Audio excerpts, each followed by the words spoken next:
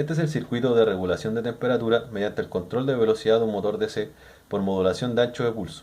Las principales partes del circuito son el circuito integrado 555. Este será el controlador del sistema. La planta será el motor de corriente continua. Los dos transistores 2N222 en conjunto serán el actuador del sistema. Estos están en conexión Darlington para entregar mayor corriente al motor y así hacer más notorio el cambio de velocidad. El potenciómetro es el que cumple la función de sensor. En el circuito debe ir un termistor, pero por efectos prácticos usaremos un potenciómetro, que simula los cambios en la resistencia del termistor, producto de los cambios de temperatura.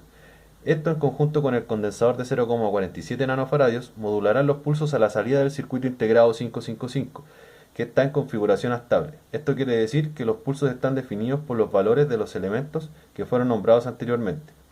La salida del circuito integrado 555 está conectada a la base de uno de los transistores, que al polarizarse provoca que circule corriente por la base. Así, la corriente del emisor de ese transistor será la corriente de base del transistor 2. Este cerrará el circuito del motor y dependiendo de esta corriente, la velocidad del motor variará. Ahora se procede a mostrar el funcionamiento del circuito. Al inicio, el motor girará a baja velocidad, debido a que la temperatura sensada por el termistor es la temperatura deseada. En este caso, el termistor, representado por el potenciómetro, presenta una alta resistencia, provocando pulsos de pequeña duración a la salida del circuito integrado 555. En el momento en que se produce un cambio en la temperatura, es decir, que aumenta en forma brusca, el termistor presentará menor resistencia. Esto provocará que los pulsos a la salida del circuito integrado 555 tengan mayor duración, llegando a un valor continuo, provocando que por los transistores circule más corriente y por lo tanto el motor llegará a su máxima velocidad. Ahora se simulará esa situación.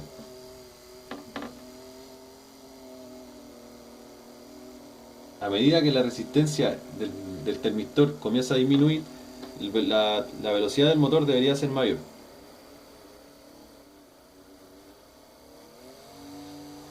Como se ve, el motor aumentó un poco su velocidad.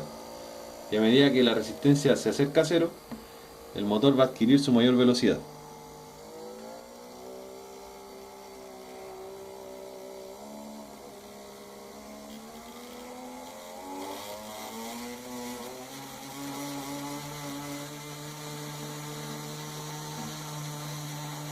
Ahora el motor presenta la máxima velocidad. Esto quiere decir que el termistor ha alcanzado su mínima resistencia.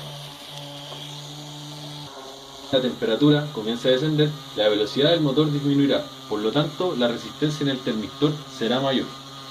Debido a esto, la salida del circuito integrado 555 presentará pulsos de corta duración. Esto provocará que la corriente por los transistores sea menor, produciendo una baja en la velocidad del motor. La situación en que la temperatura comienza a disminuir. A medida que disminuye la temperatura, la resistencia del termistor comienza a aumentar. Por lo tanto, la velocidad del motor debería comenzar a disminuir. Como se ve, la velocidad comienza a disminuir poco a poco.